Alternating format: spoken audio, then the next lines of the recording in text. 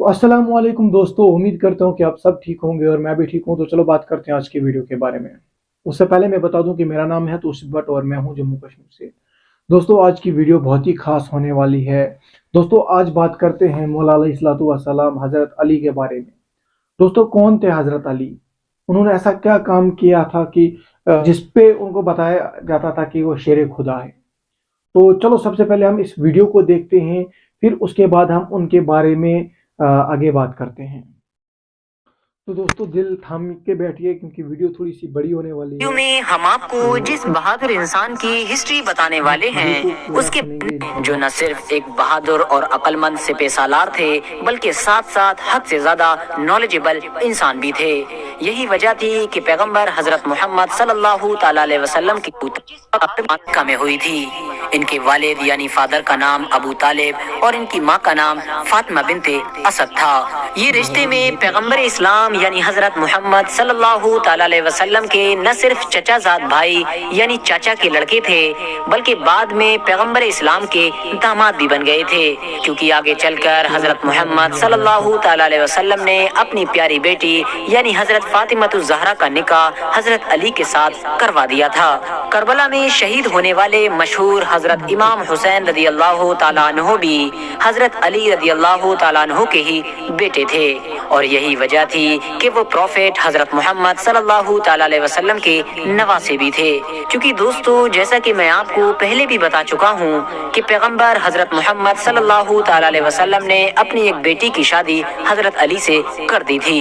जिस वक्त हजरत अली का जन्म हुआ था उस वक्त पैगंबर इस्लाम यानी हजरत मोहम्मद सल्लल्लाहु ताला अलैहि वसल्लम की उम्र 30 साल थी, यानी ये पैगंबर इस्लाम से 30 साल छोटे थे। साथ ही साथ दोस्तों आपको ये भी बताते चलें कि हजरत अली की गिनती हिस्ट्री में उन लोगों के साथ की जाती है कि जिन्होंने इस्लाम धर्म को सबसे पहले अपनाया था। इस्लाम धर्म अपनाते वक्त हजरत अली की उम्र सिर्फ और सिर्फ 10 साल थी। हजरत अली ने बचपन में ही अच्छी तरह से पढ़ना लिखना सीख लिया था, जो उस दौर में हद से ज्यादा बड़ी बात हुआ करती थी, क्योंकि कोई भी इंसान इतनी कम उम्र में पढ़ना लिखना नहीं सीख पाता था। साथ ही साथ हजरत अली ने उसी उम्र में ही घुड़सवारी, तीरंदाजी और तलवारबाजी जैसी चीजें भी सीख ली थी, जो आगे चलकर न सिर्फ उनकी पहचान बन गई थी बल्कि उनको दूसरों से अलग भी बनाती थी। 53 साल की उम्र में जब पैगंबर इस्लाम यानी हजरत मोहम्मद सल्लल्लाहु ताला अलैहि वसल्लम ने मक्का शहर छोड़कर मदीना जाने का फैसला किया तो इस फैसले की वजह से दूसरे मुसलमानों ने भी मक्का शहर छोड़कर मदीने की तरफ जाना शुरू कर दिया। मदीने में आबाद होने के सिर्फ और सिर्फ 2 साल बाद ही हजरत मोहम्मद सल्लल्लाहु ताला अलैहि वसल्लम ने अपनी सबसे प्यारी बेटी यानी हजरत फातिमतुज ज़हरा रज़ी अल्लाह ताला अन्हा का निकाह हजरत अली से करवा दिया। जिस वक्त हजरत अली का निकाह पैगंबर इस्लाम यानी हजरत मोहम्मद सल्लल्लाहु ताला अलैहि वसल्लम की बेटी से हुआ था उस वक्त हजरत अली के पास सिर्फ और सिर्फ एक घोड़ा और एक ज़िरा मौजूद थी। हजरत अली ने अपनी वो ज़िरा हजरत उस्मान रज़ी अल्लाह ताला अन्हु के हाथों बेच दी, जिनकी गिनती उस दौर में सबसे अमीर मुसलमानों में की जाती थी। हजरत उस्मान गनी ने हजरत अली से वो ज़िरा 480 दिरहम में खरीदी थी और ज़िरा खरीदने के बाद उस ज़िरा को हजरत अली को ये कहते हुए वापस कर दिया था कि ये मेरी तरफ से तुम्हारे लिए निकाह का तोहफा है। हजरत अली ने उन 480 दिरहम से न सिर्फ अपने निकाह के लिए सामान खरीदा बल्कि अपने घर के खर्चे के लिए भी पैसे बचाए और साथ ही साथ उन्हीं पैसों से ही मदीना के लोगों के लिए वलीमे की दावत का भी इंतजाम किया था। हजरत अली के निकाह के कुछ दिन बाद ही यानी उसी साल मुसलमानों के इतिहास की पहली जंग भी पेश आई थी, यानी इसी साल मुसलमानों के इतिहास की पहली जंग हुई थी जिसे हम और आप जंगे बदर के नाम से भी जानते हैं। ये वही जंग थी कि जिसके बारे में आप अक्सर ये सुनते रहते होंगे कि 313 मुसलमानों ने 1000 से भी ज्यादा लोगों को हराया था। दोस्तों इस जंग में भी मुसलमानों की जीत में अगर सबसे बड़ा किरदार किसी ने अदा किया था तो वो पैगंबर इस्लाम यानी हजरत मोहम्मद सल्लल्लाहु ताला अलैहि वसल्लम के चचा यानी हजरत हमजा और हजरत अली ने किया था। इसी जंग में ही अबू जहल नाम का मक्का का वो सरदार भी कत्ल हो ہو گیا تھا کہ جسے مسلمانوں کا سب سے بڑا دشمن مانا جاتا تھا۔ جنگ بدر کے بعد بھی مسلمانوں نے لگاتار کئی جنگیں لڑی اور لگ بھگ سبھی جنگوں میں حضرت علی نہ صرف شامل ہوئے بلکہ ایک اہم کردار بھی ادا کیا تھا۔ لیکن حضرت علی کو اتہاس میں جس جنگ کی وجہ سے سب سے زیادہ یاد کیا جاتا ہے وہ جنگ ہے جنگ خیبر، کیونکہ اس جنگ میں حضرت علی نے ناممکن کو ممکن بنا دیا تھا اور مسلمانوں کو جیت دلا دی تھی۔ دوستو ہوا یہ کہ عرب کے علاقے یعنی خیبر میں 8 قلعے موجود تھے۔ جب مسلمانوں کی فوج نے اس علاقے پر اٹیک کیا تھا تو ویسے تو لگ بھگ سبھی قلعے ایک ایک کر کے بڑی آسانی کے ساتھ فتح ہو گئے تھے، لیکن قموس نام کا وہ ایک قلعہ کہ جو سب سے زیادہ مضبوط مانا جاتا تھا اور جسے جیتنا بالکل ناممکن سمجھا جاتا تھا وہ فتح نہ ہو سکا تھا۔ بہت زیادہ کوشش کرنے کے باوجود بھی مسلمانوں کی فوج کچھ نہ کر سکی تھی۔ پہلے دن اس قلعے پر حملہ کرنے کے لیے پیغمبر حضرت محمد صلی اللہ تعالی علیہ وسلم نے حضرت ابو بکر صدیق کو فوج کے ساتھ بھیجا تھا، لیکن یہ قلعہ فتح نہ ہو سکا تھا۔ دوسرے دن حضرت عمر رضی اللہ تعالیٰ عنہ نے بھی ایک بڑی فوج کے ساتھ اس قلعے پر زبردست حملہ کیا تھا، لیکن وہ بھی اس قلعے کو جیتنے میں کامیاب نہ ہو سکے تھے، جس کی وجہ سے اب مسلم فوج کی ہمت ٹوٹتی جا رہی تھی۔ لیکن پھر اچانک سے پیغمبر حضرت محمد صلی اللہ تعالی علیہ وسلم نے اپنی پوری فوج کو جمع کیا اور پھر ان سے خطاب کیا اور اپنے لوگوں سے کہا کہ کل میں اپنی فوج کا جھنڈا ایک ایسے انسان کے ہاتھ میں دوں گا کہ جس کے ہاتھ پر یہ خیبر کا قلعہ فتح ہو جائے گا۔ اللہ اور اس کا رسول اس سے پیار کرتا ہوگا اور وہ بھی اللہ اور اس کے رسول سے پیار کرتا ہوگا۔ یہ سن کر سارے مسلمان خوش ہو گئے اور یہ خواہش کرنے لگے کہ کاش کل یہ فوج کا جھنڈا ہمیں مل جائے۔ لیکن اگلے دن جب صبح ہوئی تو پیغمبر اسلام یعنی حضرت محمد صلی اللہ تعالی علیہ وسلم نے لوگوں سے کہا کہ حضرت علی کدھر ہیں؟ یہ سن کر سب لوگوں نے بتایا کہ وہ اس وقت حاضر نہیں ہیں کیونکہ ان کی آنکھیں دکھ رہی ہیں۔ پیغمبر اسلام حضرت محمد صلی اللہ تعالی علیہ وسلم نے کہا نہیں، حضرت علی کو ہی بلایا جائے۔ حضرت علی کو ان کے سامنے پیش کیا گیا۔ پروفیٹ حضرت محمد صلی اللہ تعالی علیہ وسلم نے حضرت علی کی آنکھوں پر اپنا لعاب دہن لگایا اور اس کے بعد فوج کا جھنڈا حضرت علی کے ہاتھ میں دیا اور یقیناً بالکل ویسا ہی ہوا جیسا پیغمبر اسلام نے کہا تھا۔ حضرت علی نے نہ صرف کچھ وقت کے اندر ہی اس طاقتور قلعے کو فتح کر لیا بلکہ قلعے کے اندر موجود مرحب نام کے اس پہلوان کو بھی ہرایا تھا کہ جس کے بارے میں پورے عرب میں یہ مشہور تھا کہ وہ 1000 لوگوں کے لیے اکیلا کافی ہے۔ یہی وجہ تھی کہ کوئی بھی انسان اس سے لڑنے سے پہلے ہی ہار مان لیا کرتا تھا، لیکن حضرت علی نے اس پہلوان کو بھی ہرا دیا تھا۔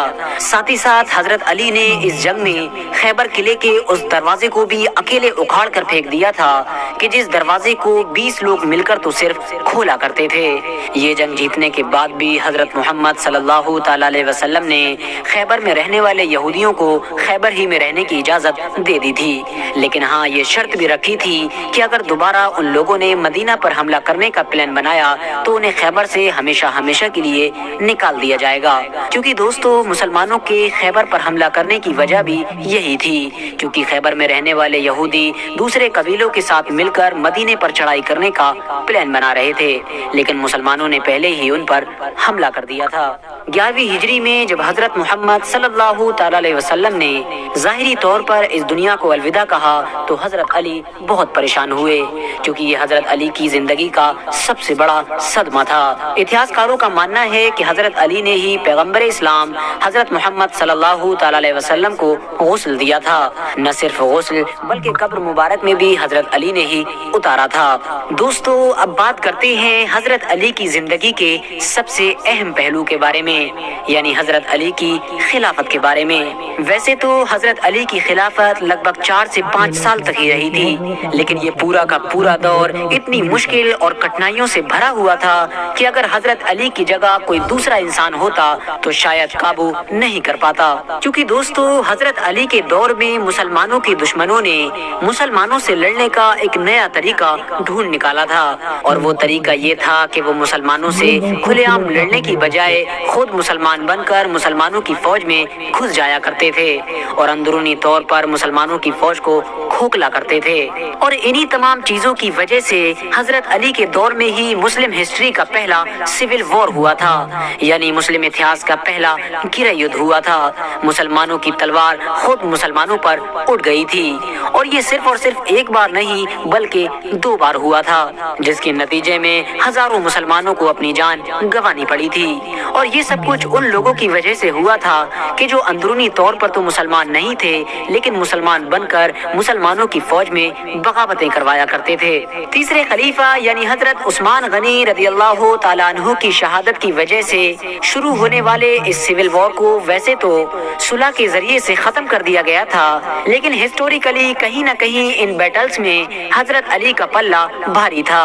لیکن اس کے باوجود بھی حضرت علی نے پہلے ہی یہ اعلان کروا دیا تھا کہ میری فوج کا کوئی بھی انسان دوسری فوج کے مال پر ہاتھ نہیں لگائے گا، جیسا کہ پہلے عام طور پر جنگوں کا اصول ہوا کرتا تھا۔ ساتھ ہی ساتھ حضرت علی نے اپنے سپاہیوں کو یہ حکم بھی دے دیا تھا کہ تم لوگ اس انسان پر تلوار نہیں اٹھاؤ گے کہ جو اپنی تلوار کو نیچے کر لے گا، یعنی جو لڑنے سے انکار کرے گا۔ سول وار ختم ہو جانے کے بعد بھی حضرت علی کو اپنی خلافت کے دور میں چین کی سانس لینا نصیب نہیں ہوا تھا، اور خارجیوں کی طرف سے سازشیں لگاتار بڑھتی ہی جا رہی تھیں۔ ان سازشوں کی آگ اتنی زیادہ تیز ہو گئی تھی کہ آخرکار ایک دن جب حضرت علی فجر کی نماز پڑھنے کے لیے جا رہے تھے تو عبد الرحمن ابن ملجم نام کے ایک خارجی نے حضرت علی کے اوپر حملہ کر دیا۔ یہ حملہ ایک ایسی تلوار کے ذریعے سے کیا گیا تھا کہ جو زہر سے سنی ہوئی تھی۔ حملہ کرنے والے انسان یعنی عبد الرحمن ابن ملجم کو فوراً گرفتار کر لیا گیا، اور حضرت علی نے فوراً اپنے بیٹے یعنی حضرت امام حسن اور حضرت امام حسین کو بلایا اور ان دونوں کو یہ نصیحت کی کہ اگر میں اس زخم کی وجہ سے شہید ہو جاؤں تو تم لوگ بھی میرے قاتل کو قتل کر دینا، کیونکہ ہماری شریعت کا یہی حکم ہے، لیکن اگر میں اس زخم سے بچ گیا تو پھر میری مرضی ہے، میں چاہوں تو اسے سزا دوں یا پھر معاف کر دوں۔ دوستو، اسی دن حضرت علی کے ساتھ ساتھ حضرت امیر معاویہ رضی اللہ تعالیٰ عنہ اور حضرت عمر بن عاص کو بھی شہید کرنے کا پلان بنایا گیا تھا، لیکن خوش قسمتی سے وہ دونوں لوگ بچ گئے تھے، اور حضرت علی شیر خدا رضی اللہ تعالیٰ عنہ اس زخم کی وجہ سے شہید ہو گئے تھے۔ جس وقت حضرت علی کی شہادت ہوئی اس وقت ان کی عمر لگ بھگ 63 سال تھی، اور یہ مہینہ رمضان کا مہینہ تھا۔ فی الحال دوستو، آج کی اپنی ویڈیو کو ہم یہیں پر ختم کرتے ہیں۔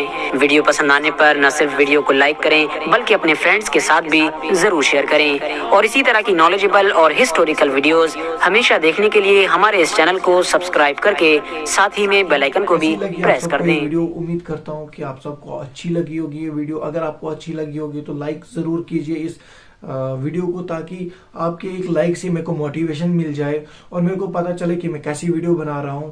اور دوستو، اپنے دوستوں کے ساتھ اس کو ضرور شیئر کریں اس ویڈیو کو، تاکہ ان لوگوں کو بھی پتہ چلے کہ حضرت علی رضی اللہ تعالیٰ عنہ جو تھے وہ کتنے طاقتور انسان تھے۔